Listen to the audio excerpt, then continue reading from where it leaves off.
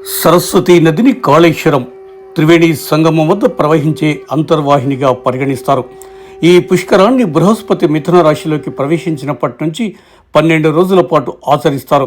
బృహస్పతి దేవగురువు. బృహస్పతి జ్ఞానం, విద్య, ఆధ్యాత్మిక పరంగా అధిపతిగా పరిగణించబడుతున్నారు.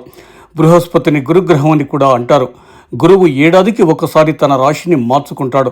ఒక రాశి నుంచి వెళ్ళిన తర్వాత అదే రాశిలోకి అడుగుపెట్టడానికి 12 సంవత్సరాలు పడతాయి. ఏ రాశిలో సంచరిస్తాడో ఆ రాశి వారికి శుభప్రదంగా ఉంటుంది. ఈ సంవత్సరం మే 14న రాత్రి 10:35 మిథున రాశిలోకి బృహస్పతి అడుగుపెట్టారు. ఈ సందర్భంలో జయశంకర్ భూపాలపల్లి జిల్లా మహదేవ్పూర్ మండలం కాళేశ్వరంలోని త్రివేణి సంగమంలో గురువారం సరస్వతి పుష్కరాలు ఘనంగా వేద మంత్రోక్తాల నడుమ ప్రారంభమయ్యాయి. మొదటి రోజు గురువారం గురు మదనానంద సరస్వతి పీఠాధిపతులు మాధవానంద సరస్వతి స్వామివారు ఉదయం 5:44 పుష్కరాలను ప్రారంభించారు. అనంతరం రాష్ట్ర మంత్రి శాసనసభ్యులు దుద్దిల్ల శ్రీధర్ బాబు గారు సతీ సమేతంగా రాష్ట్ర దేవాదాయ శాఖ ప్రిన్సిపల్ సెక్రటరీ శైలజ రామయ్యతో మరియు తన మాతృమూర్తితో కలిసి సరస్వతి నదిలో స్నానమాచరించి పుష్కరాల ప్రారంభ కార్యక్రమంలో పాల్గొని కాళేశ్వర ముక్తీశ్వరం దర్శించుకొని పుష్కరాలను ప్రారంభించారు.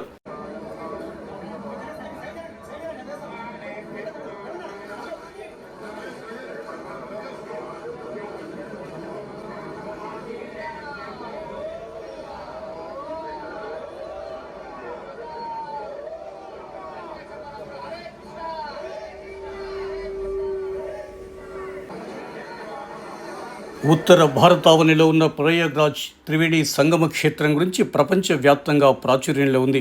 కానీ ప్రయాగ్రాజ్ వద్ద కుంభమేళాను మినహాయిస్తే అంతకన్నా ఎక్కువ ప్రాశస్త్యం తనలో ఇముడ్చుకున్న మరో క్షేత్రమే కాళేశ్వరం. ప్రయాగ్రాజ్ తర్వాత దక్షిణ భారతదేశంలోనే ఏకైక త్రివేణి సంగమం కాళేశ్వరం మాత్రమే.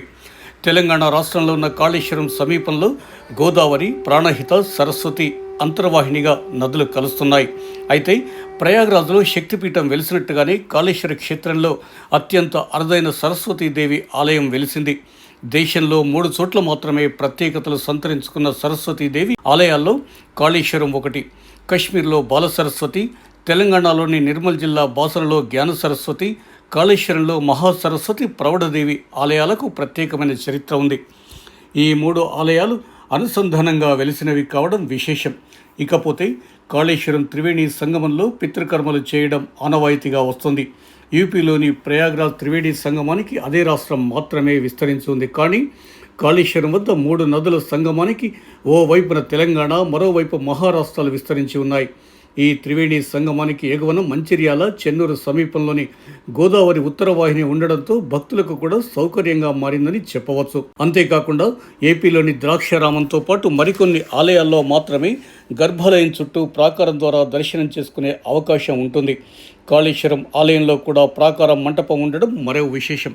దేశంలో ఏ త్రివేణి సంగమంలో సరస్వతి ఆలయం లేకపోగా ఆ ఘనత ఒక్క కాళేశ్వరానికి మాత్రమే దక్కిందని చెప్పడంలో ఎలాంటి సందేహం లేదు. ఎంతో చారిత్రక నేపథ్యం, మరెన్నో ప్రత్యేకతలు ఉన్న కాళేశ్వరంలో సరస్వతీ నది పుష్కరాల సందర్భంగా పుణ్య స్నానాలు ఆచరించడం చాలా మంచిదని పండితులు చెబుతున్నారు. అరుదైన చరిత్ర కలిగిన కాళేశ్వర మహాక్షేత్రం నేపాల్లోని పశుపతినాథ స్వామి, కాశీ విశ్వేశ్వర ఆలయాల కాళేశ్వరానికి మాత్రమే ప్రత్యేకత ఉంది. సాధారణంగా తూర్పు దిక్కు నుండి మాత్రమే ఆలయాల్లో సందర్శన చేసేందుకు వీలుంటుంది. చాలా వరకు ఆలయాల్లో తూర్పు ద్వారం గుండానే భక్తులకు మూల విరాట్ను దర్శించుకునే అవకాశం ఉంటుంది. అయితే నేపాల్లోని పశుపతినాథ స్వామి, కాశీలోని విశ్వేశ్వర స్వామి ఆలయాలతో పాటుగా కాళేశ్వరంలోని శ్రీ కాళేశ్వర ముక్తేశ్వర స్వామి ఆలయంలో మాత్రమే 4 వైపుల నుండి గర్భాలయంలోని స్వామివారిని దర్శించుకునే అవకాశం ఉంటుంది. ఈ కారణంగానే కాళేశ్వరం గర్భాలయానికి 4 వైపుల ద్వారాలు నిర్మించారు. తూర్పు, పడమర, దక్షిణం, ఉత్తర దిక్కుల నుండి శ్రీ కాళేశ్వర ముక్తేశ్వర స్వామిని దర్శించుకునే అవకాశం ఉండడం ఈ క్షేత్ర విశేషం. కదిలిరండి, ప్రతి ఒక్కరూ పుష్కర స్నానాలు చేయండి, సరస్వతి పుష్కరాలతో పవిత్రులు కండి. అందరికీ ఇదే ఆహ్వానంగా రాష్ట్ర మంత్రి దుద్దిల్ల శ్రీధర్ బాబు ఆహ్వానం పలుకుతున్నారు.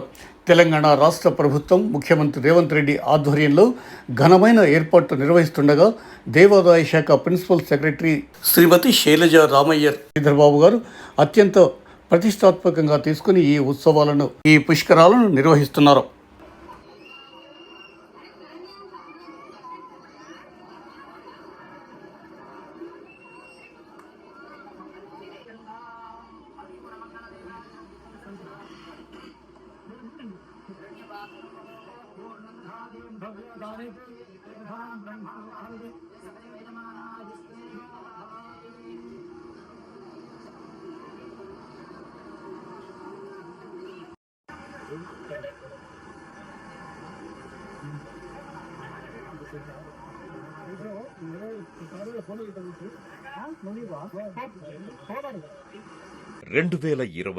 మే 15 నుంచి 26వ తేదీ వరకు 12 రోజుల పాటు జయశంకర్ భూపాలపల్లి జిల్లా శ్రీ కాళేశ్వర ముక్తేశ్వర క్షేత్ర సన్నిధిలో జరిగే సరస్వతీ పుష్కర మహోత్సవాలకు అశేష జనావళి భక్తి ప్రపత్తులతో తరలిరండి. త్రివేణి సంగమంలో సరస్వతీ పుష్కర పుణ్యస్నానమాచరించి పునీతులు కండి. శ్రీ కాళేశ్వర ముక్తేశ్వర స్వామి కృపా కటాక్షాలతో ధన్యులవ్వండి.